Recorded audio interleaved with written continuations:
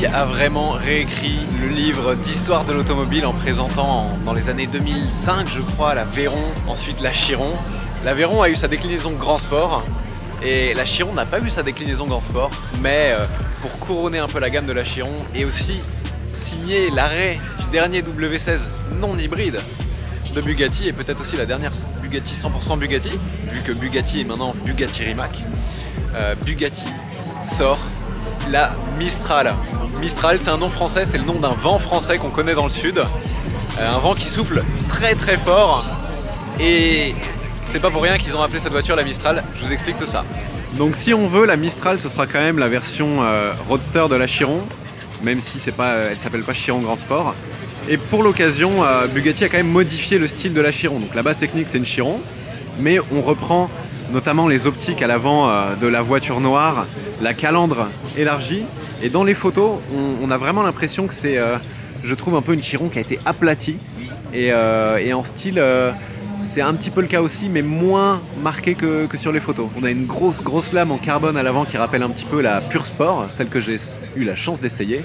Et regardez les petits détails, je vais vous montrer toute la voiture, vous inquiétez pas. Pour moi c'est la pépite de Chantilly cette année, elle est à couper le souffle. Et celle-ci elle souffle très très fort. Elle est incroyable. Incroyable. Des jantes aussi qui sont toutes nouvelles. Avec des étriers de frein jaunes. Petit drapeau français pour rappeler qu'elles sont assemblées en France, à Molsheim en Alsace. On garde les rétroviseurs de la Chiron, mais il y a plein de petits détails incroyables. Et vous le remarquez, là elle est ouverte. Donc je vous ai dit que c'était un cabriolet, c'est bien un cabriolet, mais c'est vraiment une Targa. Il n'y aura même pas en fait de toit en dur qu'on pourra garder dans le coffre à l'avant ou à l'arrière. Je sais même pas si elle a un coffre d'ailleurs, mais il y aura un petit parapluie de secours comme sur les grands sports qu'il y avait avant sur les Veyron. Celle-ci est présentée, c'est le chocard, il n'y a pas de vrai moteur dedans, mais elle est présentée en noir et c'est assez subtil. En bas, tout le bas de caisse est en carbone. J'espère qu'il y aura des configs un petit peu plus joyeuses. Et ça, c'est quoi? C'est la poignée de porte. Elle est dissimulée dans le EB. Je crois que tu appuies sur le haut du B et ça ouvre la porte. C'est hyper subtil. Donc pareil comme sur l'Aston Martin DBR22, pas de poignée de porte pour ne pas dénaturer la ligne. Et elle est incroyable. Elle est chaussée en Michelin Sport Cup 2, les pneus chers à Bugatti. Il n'y a pas de secret pour la performance. À l'arrière, on retrouve la signature lumineuse de la Bugatti Bolide avec ce feu arrière en X, en croix, qui rappelle vraiment la Bolide. Et aussi la Pure Sport, c'était pas les feux, mais c'était vraiment la structure de la carrosserie, il y avait un X. Gros échappement central, qui rappelle un petit peu la Veyron Vitesse d'ailleurs. Très très joli. Regardez les feux arrière, comment ils ont été dessinés. C'est super futuriste, on dirait du circuit imprimé. J'adore. Et ça reprend le X de la Bolide. Et donc cette Mistral, il y aura 99 exemplaires produits, prix de base 5 millions d'euros hors taxe, toutes vendues déjà. Elle a été présentée à Pebble Beach il y a un mois ou deux et quasiment la moitié de la production partira aux États-Unis. Donc elle va bénéficier d'une homologation américaine complète. La base, comme je vous l'ai dit, c'est une Chiron, mais pas n'importe laquelle, c'est une Chiron Super Sport. Donc on a le W16 qui fait 1600 chevaux ici là, juste derrière. Et la voiture a été dessinée pour que ce soit l'expérience ultime du W16 parce que ce sera la dernière aussi avec un W16, vous l'avez compris. Je vais vous montrer, on a les entrées d'air qui alimentent les turbos juste derrière les sièges pour que vraiment le conducteur et le passager aient toute l'expérience sonore du turbo, les Westgate, etc. Les premiers exemplaires seront livrés en 2024, donc ça leur laisse encore un petit peu de temps pour développer la voiture, mais la base c'est la Chiron Super Sport, donc W16 quadri-turbo de 8 litres, 1600 chevaux, 1600 Nm de coupe, si je dis pas de bêtises, avec cette fois une suspension qui sera un petit peu différente pour être adaptée au cabriolet, qui aura un réglage un petit peu différent que la Super Sport. Et la boîte de vitesse, ce sera celle de la Super Sport, pas celle de la Pure Sport. Bugatti a annoncé il y a quelques temps, quand ils ont fait le record avec la Super Sport 300+, se retirer de la course à la vitesse de pointe. Donc celle-ci, elle n'a pas été faite pour battre tous les records, mais bon, ils avaient déjà fait un record avec la Veyron Vitesse à 408 km/h. Autant te dire que la nouvelle sera plus rapide, ça on me l'a confirmé. Mais il n'y aura pas de record mesuré. On voit les jantes de 21 pouces, les beaux Michelin Sport Cup 2, les immenses disques de frein en carbone céramique avec les étriers jaunes. Et c'est dommage, je trouve c'est dommage un peu qu'elles soient en noir parce qu'on voit pas que là c'est du carbone. Ici là, c'est du carbone et là c'est de la peinture noire. Mais j'imagine qu'elles seront toutes personnalisables aussi. L'inspiration, donc on a la Bugatti Type 57 Grand Air, qui était un cabriolet d'ailleurs de couleur noire et jaune. C'est aussi pour ça qu'on a les détails jaunes sur cette Mistral, hein, qui rappelle toujours aux couleurs historiques, au Bugatti qui était bicolore. Et regardez cette fois le signe Bugatti, il est éclairé et il est comme ça en 3D. C'est très très sympa. Et un énorme diffuseur en carbone, comme toujours. Et regardez le travail qu'il y a eu sur le W16 avec le petit Ettore Bugatti. Alors ça c'est sublimissime, la petite signature très très classe. Et ici donc on voit le centre du W16 et là sur le côté les deux grosses admissions d'air, enfin je sais pas si les admissions d'air mais les turbos passent par là. Donc W16 EB Ettore Bugatti et 1600 ici pour la puissance, 1600 chevaux, c'est juste colossal. Et on a une petite aile aérodynamique ici, je pense peut-être pour les turbulences de la cabine. Mais regardez ici, on a encore un petit rappel du EB, toujours avec le C aussi, la forme en C qu'on retrouvait sur la Chiron. Et la poignée de porte se trouve ici sur le EB, c'est très très discret. Et les rétros par contre c'est des rétros de Chiron classique, et ceux-ci sont en carbone. C'est très subtil, là on le voit peut-être pas trop mais c'est du carbone. À l'intérieur, c'est toujours le luxe 5 étoiles et vraiment un intérieur qui pourrait être exposé dans un musée, c'est une œuvre d'art. Parce qu'ils en ont pas trop fait en fait. Bugatti savent faire du beau mais du simple. Tu vois, il n'y a pas d'écran. Il n'y a pas d'écran à part de part et d'autre du compteur parce que en fait dans 20 ans l'intérieur sera toujours aussi beau. Bah, comme la Chiron, tu vois, la Chiron, la Véron pardon, en 2022, presque 20 ans après, l'intérieur de la Véron est toujours aussi beau parce qu'ils en ont pas trop fait. Si tu regardes l'intérieur d'une nouvelle classe S, ben, c'est plein d'écrans, mais dès qu'il y aura des nouveaux écrans, l'intérieur de la nouvelle classe S sera vraiment obsolète et ça c'est dommage. Là c'est vraiment très très beau. Le volant avec le bouton Launch Control LC sous le EB, le bouton de démarrage à droite et le bouton de sélection des modes de conduite à gauche. Et si on zoome sur le compteur, on voit toujours que la vitesse de pointe sur le compteur c'est 450. Je suis pas forcément le plus grand fan de l'intérieur noir et jaune, mais ça rappelle la Type 57 Grand Air, donc petit rappel historique. Quand même plutôt sympa. Et aussi, dernier petit détail, ici, sous le pommeau de vitesse, on a un éléphant cabré dans de l'ambre. C'est la première fois que Bugatti fait ça, et en fait l'éléphant cabré c'était le symbole du bouchon de réservoir qu'il y avait, mais seulement sur la Bugatti Royale, parce que Ettore Bugatti n'aimait pas les bouchons de réservoir, parce que ça rajoutait du poids, et il a accepté qu'on en mette seulement sur la Bugatti Royale. Et donc l'éléphant, c'est la sculpture de son frère, Rembrandt Bugatti, qu'on a retrouvé des éditions spéciales sur la Véron Rembrandt. Et donc là, ils l'ont intégré dans le sélecteur de levier de vitesse, c'est sublimissime. Dernier détail aussi spécifique à la Mistral, le signe Bugatti cette fois est flottant à l'avant. Et les designers ont dit que c'était pour que même quand on est sur le côté, on voit bien que c'est une Bugatti, parce que si le signe était collé à la grille, on le verrait plus. Mais vraiment les petits détails un petit peu partout, c'est très très joli.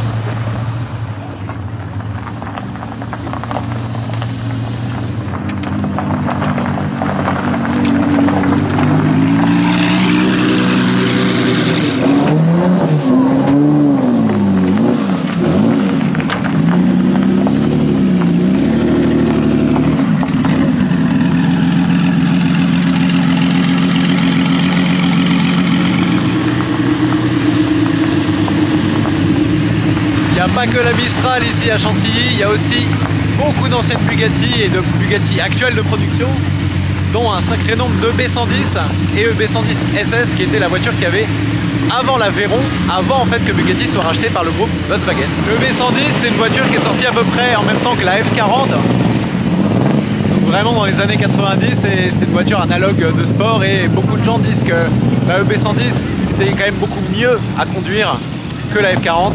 Michael Schumacher en a d'ailleurs eu une.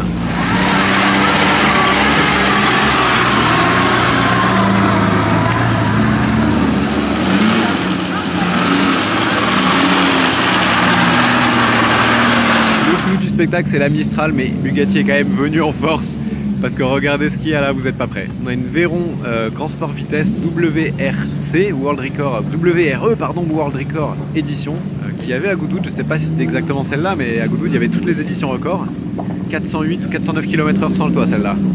La Pure Sport, celle que j'ai eu l'immense honneur et chance d'essayer sur la piste militaire d'une base marine à Landivisio en Bretagne. La Divo, que je trouve vraiment sublime, avec des phares un petit peu différent de la Chiron, plus subtil, beaucoup plus agressif, je trouve, la Divo. Très très rare, hein, la Divo, franchement, on n'en voit pas tous les jours. Et on a vraiment plein de matériaux qui font que c'est sublime. On a du gris mat, du carbone, du bleu. Ici, une Chiron Sport, édition spéciale ou pas, édition noire. En tout cas, elle est tout en carbone. C'est assez spectaculaire, même l'intérieur des phares. Toute noire. Là, on a une Super Sport. Donc vraiment, l'édition 1600 chevaux, record du monde de vitesse. 2 Super Sport, pardon. Une ici et une là. Et en fait, la particularité de la Super Sport, déjà le design est un petit peu différent, mais c'est des subtilités. Notamment ici, au-dessus des roues avant, où on a des petites aérations qui rappellent d'ailleurs le B110, hein, le B110 SS. Des jantes beaucoup plus fines, beaucoup plus légères, diamantées, très jolies. Très jolies. Noir intérieur marron, c'est classe. Et regardez la Super Sport, elle a l'arrière qui est rallongée, c'est un peu une long tail, avec vraiment cette partie-là qui est en plus, pour donner plus de stabilité aérodynamique. Mais on a toujours l'aileron ici qui est bien rangé, très discret, et le W16 sous cette arête qui est magnifique. Et de derrière, les Super Sports, on les reconnaît parce qu'elles ont les 4 sorties verticales. Les échappements sont ici empilés alors que normalement tu as une grosse sortie au milieu. Donc voilà, si vous voyez une Bugatti, si vous avez la chance de voir une Bugatti et qu'elle a l'échappement comme ça, c'est la Super Sport. Et elle aura bien sûr l'arrière rallongé. Vraiment, on voit qu'ils ont rajouté ce petit bout là, c'est très clair. Ici, la Chiron Sport, on la reconnaît derrière avec les 4 sorties, très jolie. La Divo, c'est celle qui a vraiment le look, avec la Ciento Decci qui est pas là d'ailleurs, mais qui a le look qui sort le plus du lot de la Chiron, avec un aileron fixe monstrueux, l'arête en carbone comme ça, l'aileron à double étage, il est magnifique. Et regardez les feux arrière, c'est des petites ailettes comme ça, un peu comme sur l'Aston Martin Vulcan. Et regardez l'échappement aussi, il est très particulier et très beau. La Pure Sport, gros aileron fixe, plus d'aileron hydraulique qui se lève, avec les petits bouts de l'aileron comme ça ici, les petites plaques, l'écriture Bugatti et la signature en X dont je vous parlais, qu'on retrouve sur la bolide au niveau des phares et sur la Mistral. Et on a un échappement en titane imprimé en 3D pour la première fois par Bugatti sur cette Pure Sport. Et là, la vitesse, donc vraiment sur l'Aveyron, hein, on n'est plus sur une base de Chiron ici, c'est la génération d'avant, mais toujours en W16, toujours en quadri-turbo. Et là, on avait 1200 chevaux. La différence sur la Pure Sport par rapport à la Chiron normale, entre guillemets, si on peut appeler une Chiron normale, c'est la boîte de vitesse qui a des rapports plus courts et qui permet vraiment des accélérations encore plus fortes. Et une vitesse max seulement de 350 km/h, mais pas con, tu l'atteins très vite. Les rapports sont beaucoup plus courts, donc ça accélère beaucoup plus fort, mais ça va moins loin en vitesse de pointe. Ah, la Divo, je me demande si c'est même pas la première fois que j'en vois une en vrai. La Divo, elle est incroyable. Oh, regardez les appendices aéros là. C'est pas fini, quand il y en a plus, il y en a encore. Regardez cette Chiron. Bon, ici, il faut savoir que toutes les voitures qui sont à partir de celle-ci appartiennent à la même personne. C'est le distributeur belge de Bugatti. Oh là là, la Veyron. J'adore. Intérieur chocolat. EB 110 GT. Les configs sont sublimes. Type 57. Et vous voyez, elles étaient bicolores aussi hein, à l'époque, les Bugatti. Oh là là, elle est dans un état incroyable.